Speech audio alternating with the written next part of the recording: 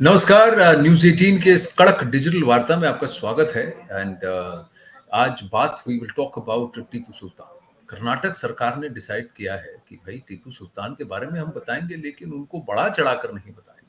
उनके नाम का जो ग्लोरिफिकेशन होता है, उनको फ्रीडम फाइटर कहा जाता है, अंग्रेजों को के खिलाफ लड़ा था, टाइगर ऑफ मैसूर कहा जाता है, ये सब हम हटा देंगे। उसने क्या क्या किया, क्या क्या नहीं किया, सत्य बताएंगे, तथ्य बताएंगे। और ये बात, इस पर काफी सियासत छिड़ चुकी है। दुष्यंत श्रीधर वेदांत के स्टूडेंट हैं और खुद इंजीनियर हैं और प्रोड्यूसर हैं, तो इनसे साइंस फिल्म और खासकर हमारे इतिहास के बारे में भी गहन अध्ययन करते हैं, तो वील आस्क हिम। और नीरज यात्री, ब्रेन वॉश रिपब्लिक करके इन्होंने एक किताब लिखी है और वो छप गई है मेरे मन में।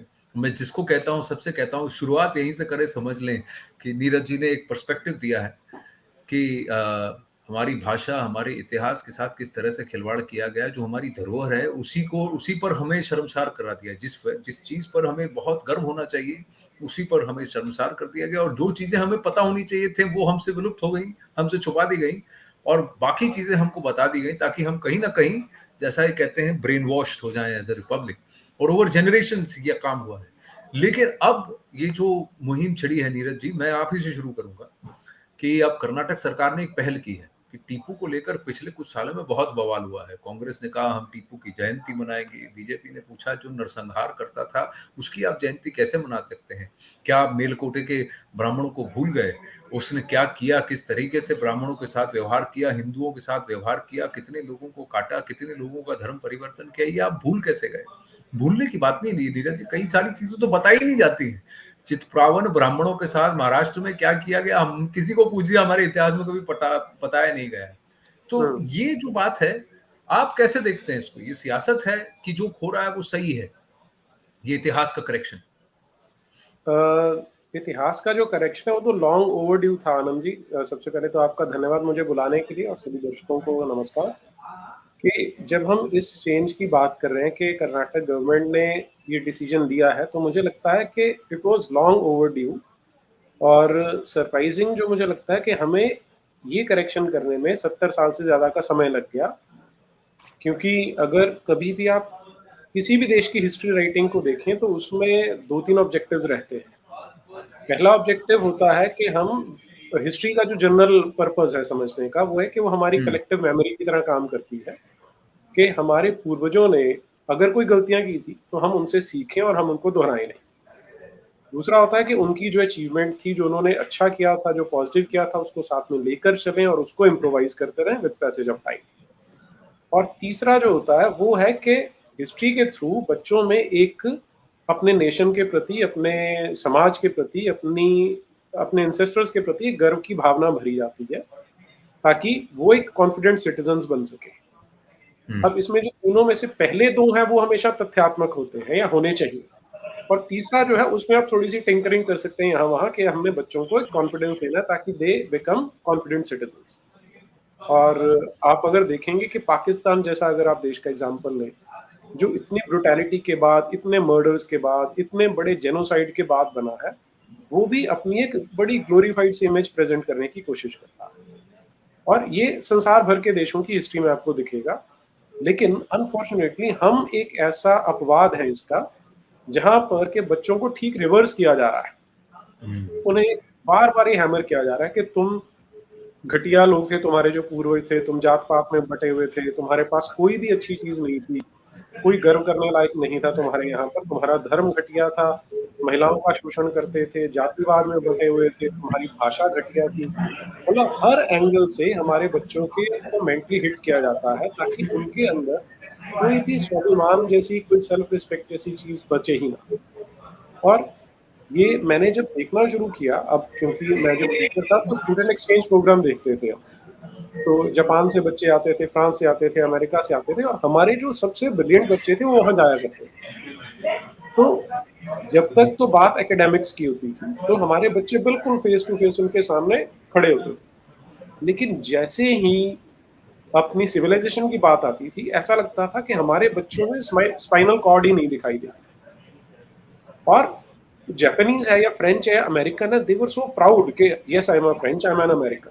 तो बड़ा स्टार्क कॉन्ट्रास्ट मुझे दिखाई देता था कि ऐसा क्यों हो रहा है। और फिर जब समझना शुरू किया कि जो हिस्ट्री की बुक्स हैं एक्चुअली सारी कहानी वहीं पर है, वहाँ पे डेलिबरेटली इस तरह का नैरेटिव क्रिएट किया गया है कि इसको, जो बच्चों का सेल्फ कॉन्फिडेंस है वो खत्म कर दिया जाए। तो जो आपका मेन क्वेश्चन था कि क्या ये सियासत है, ये सियासत नहीं है, सियासत से बढ़ के है। हमने अनफॉर्चुनेटली हमें ये बताया गया कि हम 47 में आज़ाद हो गए, हम एक नया देश बन गए हैं and now we are going back to our roots, जो कि हर हर एक जो सेल्फ रिस्पेक्टिंग नेशन होता है वो यही करता है। लेकिन बीनीथ द विनियर काम वही हो रहा था जो पहले ब्रिटिशर्स कर रहे थे, जो मिशनरीज कर रहे थे, जो मदरसा एजुकेशन कर रही थी, किया वही गया, बल्कि अब वो रेट ज्यादा एक्सेलरेटेड रेट पे हुआ, क्योंकि आम आदमी को अब एक विश्वास था कि भाई अब तो हमारी सरकार है, ये तो झूठ नहीं बोलेगी, ये गलत नहीं करेगी। तो इतना ज्यादा कॉन्फिडेंस था हमारे लोगों को कि अब तो सब कुछ ठीक होने वाला है, एंड जी। उसके गार्ड में ये हेराफेरी की गई जिससे कि ब्रेन वॉशिंग करना बड़ा सरल हो गया। जी आनंद। नहीं, इतिहास को बैलेंस करके दे, ये बैलेंस क्यों किया जाए? आप तथ्य रखिए, जो हुआ वो तो घटना घटी, इसको बताना गलत क्यों है? अब टीपू सुल्तान के बाद में थी, और ये जो जयंती शब्द है, दुष्यंत सिद्धर जी से जानेंगे कि यहीं पर गोलमाल है, घालमेल है, क्योंकि जो दो भाषाएं हमारी सबसे पुरानी भाषाएं हैं, संस्कृत और तमिल, इससे तो ये पूरा, उससे तो हम पूरा हट ही गए हैं। पूरा एंग्लिसाइजेशन इस तरीके से हो गया कि हमारी भाषाओं से, जो हमारी देश की भाषाएं हैं, इस भूमि की भाषाएं, उसी से हम अलग होते जा रहे हैं, और इसलिए हर शब्द का अलग अलग गलत हर जगह प्रयोग हो जाता है, और ऐसे व्यक्तियों के साथ हो जाता है जिनका हमें तिरस्कार करना चाहिए, सत्कार नहीं। दुष्यंत जी।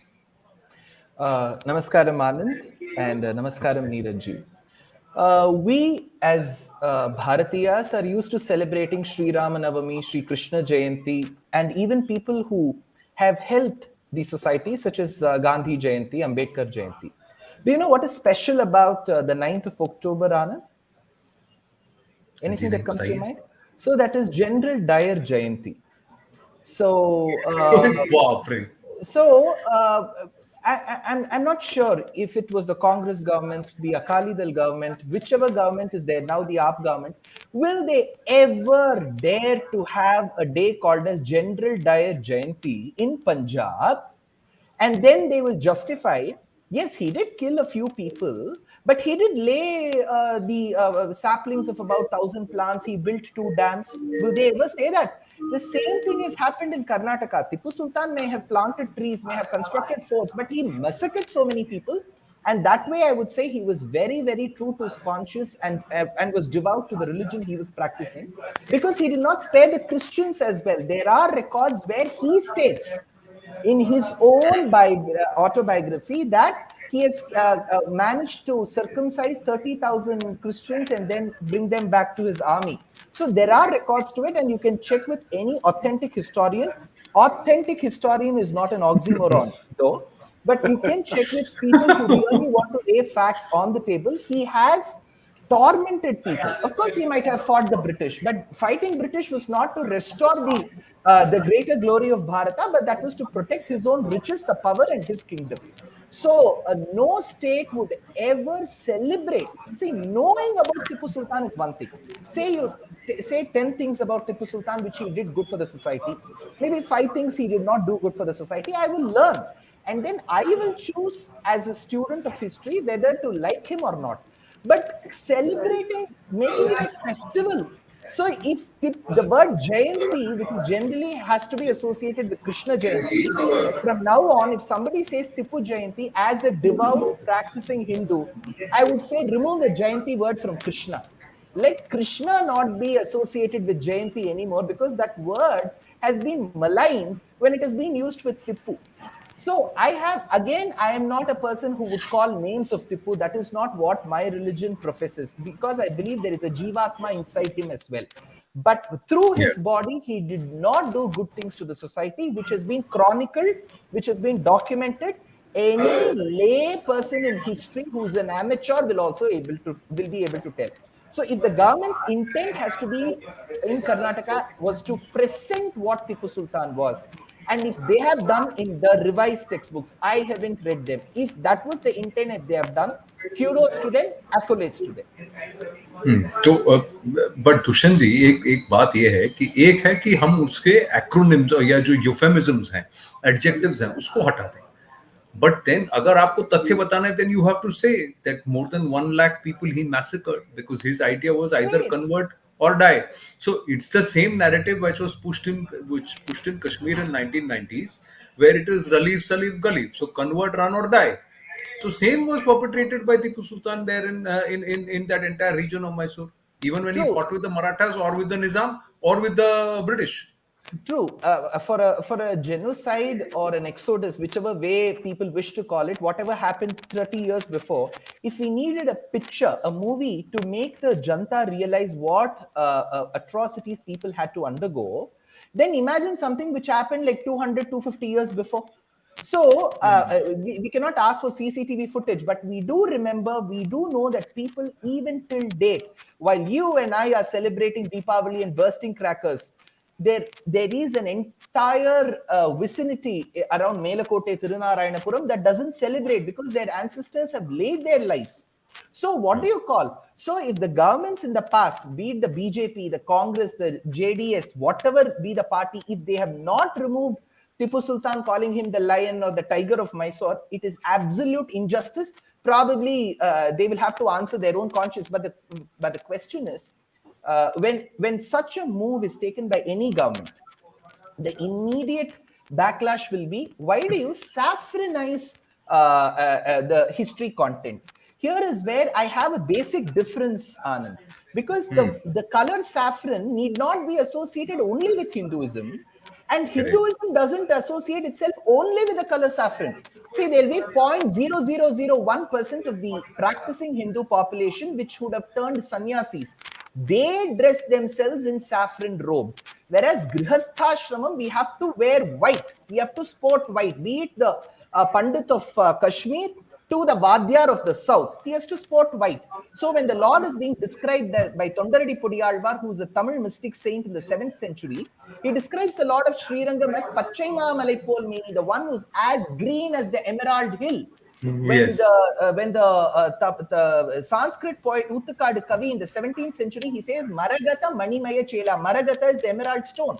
So Hinduism associates itself with the color green, with the color white, because the beautiful bird Hamsa, which is the Vahanam of Saraswati, of Brahma, which is the bird which is regarded with all the sannyasis are called Paramahamsas, that is associated with white. So orange, Aruna, when you see Arunodayam, that is red. So please do not say that this religion associates itself with only one color. As much as the cow is important for us, even the pig is important for us, because the Lord restored Mother Earth by taking the form of Varaha. So every animal, every color is important. So I am not associated with any political party. I have no affiliation with any of the political party. But as a practicing Hindu, if someone says something is getting saffronized, they do not know the fundamentals of the religion. They need to be tutored. And with respect to history, there have been kings who have committed genocides and atrocities against people. Public can be informed about such kings, the good and the bad that they have done. But celebrating a festival, it's like celebrating General Dyer's Jayanti in Punjab, similar to what Tipu Jayanti is being celebrated in Karnataka. This is all I can say. No, very very well put. लेकिन यही तो हमारे समाज में यही तो हुआ, यही ब्रेन वॉशिंग तो होगा कि भाई नीलकोटे के उस पूरे ग्राम के बारे में कोई नहीं बताएगा, पर ऐसी सीरीज बन जाएगी रामायण और महाभारत को काउंटर करने के लिए, शेरे मैसूर टीपू सुल्तान, जहां पर भी तथ्य को विपरीत करके बताया जाएगा. रामायण महाभारत में भी कई सारी चीजें हैं जिसको कि जानबूझ पर्टिकुलर दिखाया गया, पर वो अलग डिस्कशन. टीपू सुल्तान में जब पिछले, हमको याद है जब वो बना था, हम लोग यंग थे ना तब, उस वक्त बनाया गया था, एक सीरीज आई थी दूरदर्शन पर चलती थी और उसको बहुत प्रचार किया जाता था और कहा जाता था कि ये नैरेटिव है. उसमें कहाँ दिखाया गया टीपू का गुड साइड? ही तो दिखाया गया. नीरज जी, तो ये जो ब्रेन वॉशिंग है, ये तो सबसे चल रहा है. और ये हिंदू बैशिंग हर जगह से ऐसा है. भगवा को भी लेकर भी ये भगवा बैशिंग इसीलिए होता है क्योंकि उनको लगता है इस तरह से हम हिंदू को बैश कर रहे हैं. ये लोग ये भूल जाते हैं कि भगवा का सिंबोलिज्म भारत के लिए बहुत बड़ी बात है. हिंदू हो या कोई एक पार्टी बहुत छोटी चीज है. और भगवा तो सिखों में भी बहुत बड़ा है, बौद्ध में भी बहुत बड़ा है। ये रंग तो हर जगह, ये तो ज्ञान से जुड़ा हुआ है, ये तो अवेकनिंग से जुड़ा हुआ रंग है। तो ये रंग की बात मैं अलग करूंगा, लेकिन कर्नाटक में देखें और टीपू सुल्तान इस नैरेटिव को देखें, तो अभी भी देखिए क्या कहा जा रहा है कि आइकन्स, अपने आइकन्स को कर रहा है बीजेपी, जानबूझ के इसको पॉलिटिसाइज कर रहा है। बीजेपी पॉलिटिसाइज कर रहा है, या कुछ लोग ऐसे खड़े हुए हैं जो कह रहे हैं कि चलो इस सरकार के अंदर तो कम से कम कुछ करेक्शन का एफर्ट करें। जी, धीरज जी। हाँ, एग्ज़ैक्टली। बिल्कुल ठीक बात है आपकी कि कम से कम आई एम सो ग्लैड कि किसी ने तो ये साहस किया कि हम ये जो गलतियाँ हो रही हैं पिछले 70-75 साल से, उनको ठीक कर पाएँ। इसमें एक चीज़ जो मैं दुष्यंत जी जब बात कर रहे थे जनरल डायर की, वो ऐड करना चाहता हूँ कि बहुत सारे लोग हैं, इवन पंजाब में एक बहुत बड़ा सेक्शन है जिसे पता नहीं है कि जो एसजीपीसी है, शिरोमणि गुरुद्वारा प्रबंधक कमेटी, वो अंग्रेज़ों ने खड़ी की थी।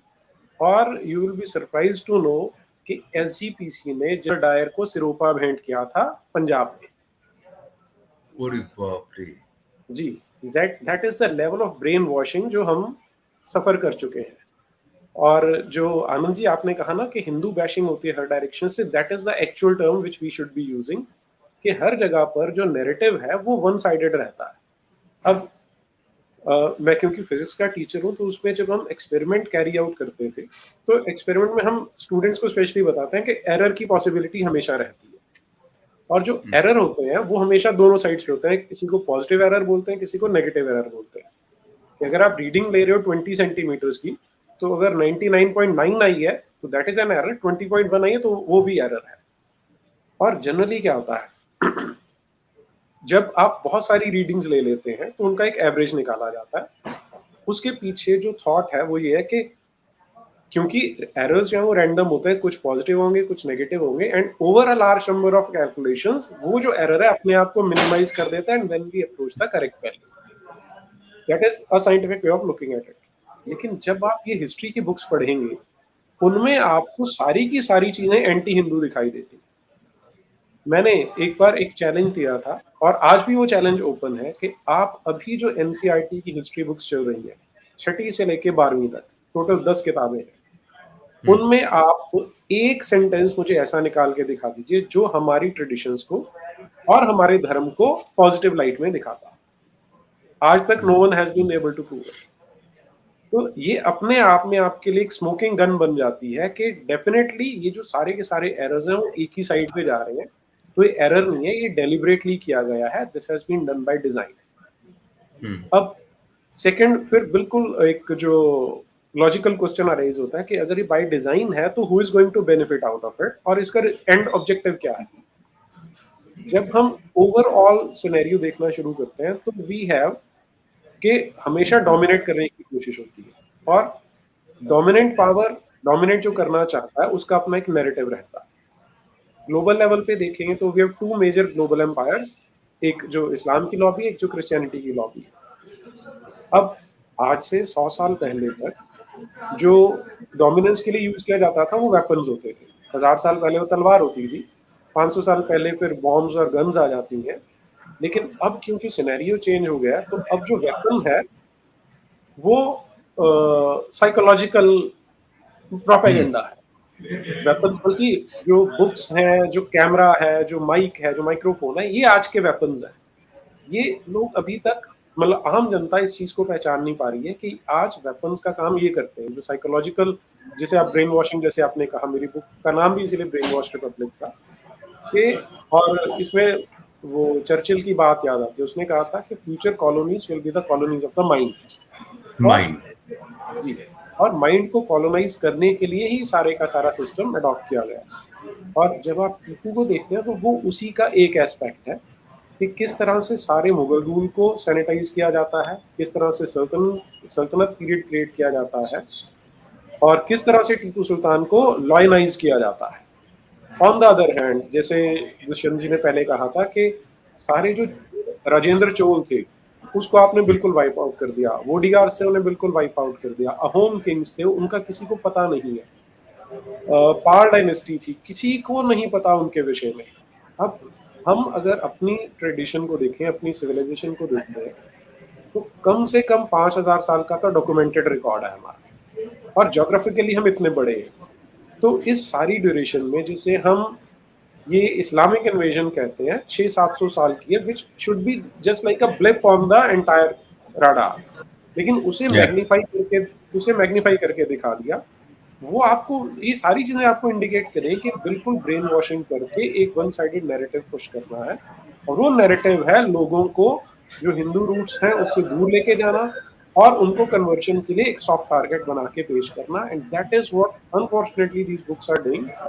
और इसलिए मुझे लगता है कि Karnataka government deserves all the kudos, deserve all the praise for the step that they are going to take. जी दुष्यंत जी।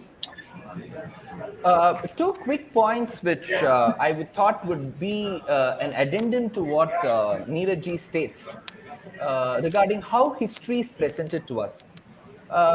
One important point that I would like to highlight about the massacre that happened in Melakote, Tirunarayanapuram.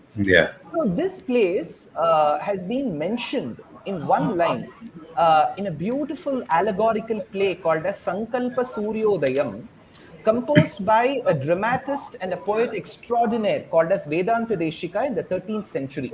He states, Vidya Vichi Sahasra Sambramamila Dugdharna Vadambare. It seems waves of knowledge used to come and hit on the rocks of Melakote. So to just indicate that, like how we speak about Kashmir as a seat of learning, where Sri Harsha Yeah. used to live, Abhinava Gupta used to live, Yeah. Cradle of Kashi as a center of civilization. learning, Kashi. Similarly, Melakote was one.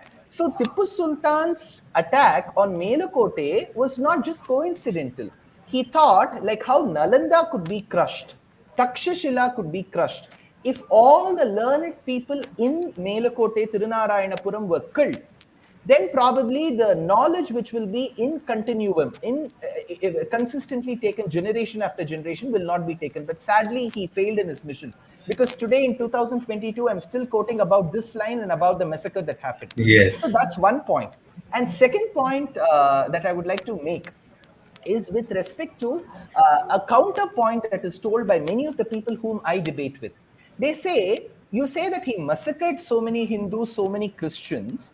Well, he loved a deity called as Ranganatha in Srirangapatnam because he was headquartered in an islet on river Kaveri, very close to Mysore. And there the presiding deity is Lord Ranganatha. So it is documented that he gave pearl necklaces to Mother Goddess, Yeah. he gave a diamond necklace. So they say he massacred Hindus, and on the other hand, he gave diamond necklaces. Who wants diamond necklaces when you're killing people? Even the Lord wouldn't prefer. And this is given as a counter stating that, see, though he was a devout Muslim who was following the religion of Islam, he was still very, very nominal towards the Hindus because he gave these jewelry. It's my personal opinion that if a person is practicing a devout Muslim, he doesn't have to donate anything to the temple. The only best thing that he could have done is he could have not destroyed the temples and not killed the Hindus. That's the biggest contribution he could have done. So Right. killing 10,000 people and then giving a pearl necklace can never be a counterpoint to anybody who's trying to say that Tipu Jayanti has to be celebrated. This would just fall on their face. No, and there is that part of history also which says that he was also a believer in astrology. And the chief astrologer was a big devotee and also a priest at the Ranganatha Swami temple. And that's where the whole aspect of him actually trying to be a little benevolent towards the Ranganatha Swami temple, repairing, putting up the bell, and all of that happened because he wanted to get the astrologer to tell him exactly what will happen with him and about his fortunes. So I have True. read True. For example, in Jayanti, we do Archana, right? So we have to say that Jyotishya Jivana Karanaya Namaha. We'll have to do an Archana stating that the one who let the astrologer alone survive. Probably that's one of the attributes that we can attribute to Tipu. very tongue in cheek there, but well said there, Dushanji and Neerajji. We need to have more conversations about our history and put this out. And let's hope that there are more people who get a little aware and move beyond just these political aspects to understanding that culturally, civilizationally, we as a nation need to realize that we've been brainwashed for a while to think that we should be ashamed of who we are rather than being proud of who we are and what we have had. And there is so much knowledge, so much literature, there is so much this one. I just realized that Chaitanya Mahaprabhu in Tiruvattar in Kerala, found the fifth chapter of the Brahma Samhita. Out of 100 chapters, only the fifth chapter, he was able to find that it was locked and kept quietly there. But the rest of the chapters are nowhere to be found. They're destroyed. The Nalanda burned for a year and a half. That was the amount repository of knowledge. And despite of so much of knowledge being destroyed, Sharda Lipi is nowhere there. There were so many scriptures written in Kashmir in Sharda Lipi. It's all been burnt. It's been destroyed. But we still have so much knowledge. We still have Dushyant Sridharan and Neeraj Atri talking about it. So that means imagine the amount of knowledge that we have, which we should be proud of. Agama Shastra, nobody talks about. Panini, nobody talks about.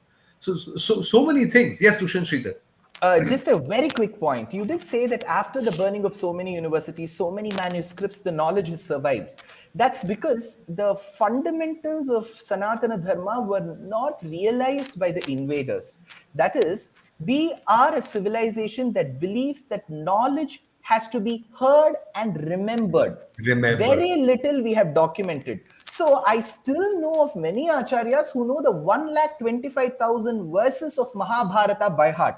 So in case Anand Narasimhan burns all the manuscripts of Mahabharata in India also, there will be scholars who will be able to tell you in Adi Parva, in Garudopakhyanam, in this particular sarga, which is the shloka. So the fundamentals of Sanatana Dharma were slightly misunderstood by the invaders, and that's the fortune of Sanatana Dharma.